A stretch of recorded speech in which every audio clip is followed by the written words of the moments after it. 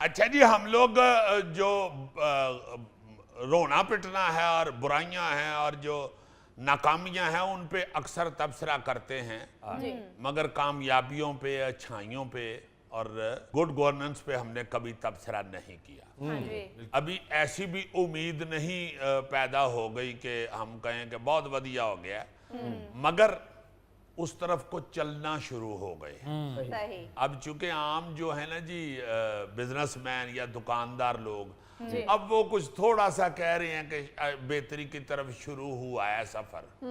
اس میں ہم لوگ جب عام آدمی کو دیکھتے ہیں، غریب آدمی کو، تو اس میں آٹے کی قیمت کم ہوئی ہے، اس میں چکن کی قیمت کم ہوئی ہے، اس میں پھر پیٹرول کی تھوڑی بہت قیمت کم ہوئی ہے۔ عزیزی کرائے بھی کم ہوئے ہیں۔ ہاں جی، کرائے کم کیے ہیں ان لوگوں نے، مگر وہ ٹرانسپورٹرز نہیں باز آ رہے، ضد کر رہے ہیں، اور اس کے لیے یہ چھاپے چھوپے بھی مار رہے ہیں۔ تو اس میں میرا خیال ہے کہ اللہ کرے اچھائی کی طرف سفر شروع ہو اور لوگوں کو بیچاروں کو سکھ کا سا آئے، کیونکہ بہت مشکل دور جا رہا ہے۔ اوئے ہوئے ہوئے ہوئے، میں کہتا ہوں جی کہ جتنے کا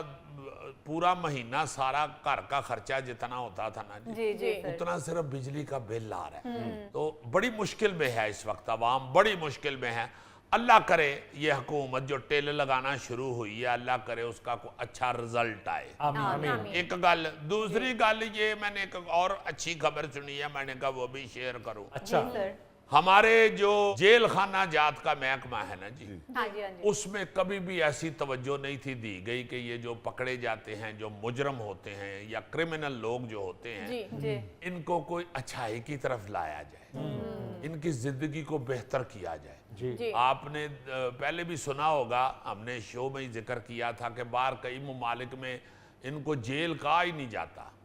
اسی جگہ پہ کریکشن سینٹر کہا جاتا ہے۔ دیکھو نا، کریکشن سینٹر مطلب درستگی خانہ کہہ لیں، اصلاح خانہ کہہ لیں۔ کریکشن سینٹر جو ہے یہ بڑا خوبصورت نام ہے۔ تو یہاں پہ ایسا بالکل نہیں تھا، بہت ہی بری حالت تھی،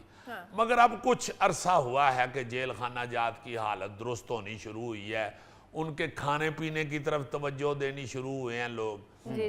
جو اپنا جیل کے محکمے کے افسران ہیں، اور بہت سی چیزیں، جیسے فون کا بڑا سیاپا تھا کہ بھئی کوئی فون نہیں کر سکتا، جس سے فون نکل آتا تھا اس کو بیچارے کو سزا ملتی تھی، بہت سختی تھی۔ اس کا تھوڑا بہت کچھ بندوبست کیا گیا ہے کہ آپ کال کر سکتے ہیں گھر یا رشتہ داروں کو۔ پھر اور بہت سی چیزیں، دکانیں اب تو بن گئی ہیں جیلوں کے اندر، جنرل سٹور ٹائپ کھل گئے ہیں، کریانہ سٹور ٹائپ، وہ چیزیں آپ خرید سکتے ہیں۔ اور ایک اور بہت خوبصورت بات جو مجھے پتا چلا، وہ میں ڈسکس کرنا چاہتا ہوں کہ منڈی بہاؤالدین میں ایک بابا جی ہیں، مختار احمد سائی صاحب، ان کو 74 سال ان کی عمر ہے، تو وہ قتل کے کیس میں اندر تھے، ان کی سزائے موت جو ہے وہ عمر قید میں بدلی۔ پھر اب جب عمر قید میں بدلی ان کی سزا، تو شاید اس بزرگ کے ذہن میں کیا آیا، کوئی امید پیدا ہوئی، یا اللہ تعالیٰ کے حضور وہ کس طرح گڑ گڑایا ہوگا کہ اس بندے نے پہلے قرآن پاک ناظرہ ختم کیا،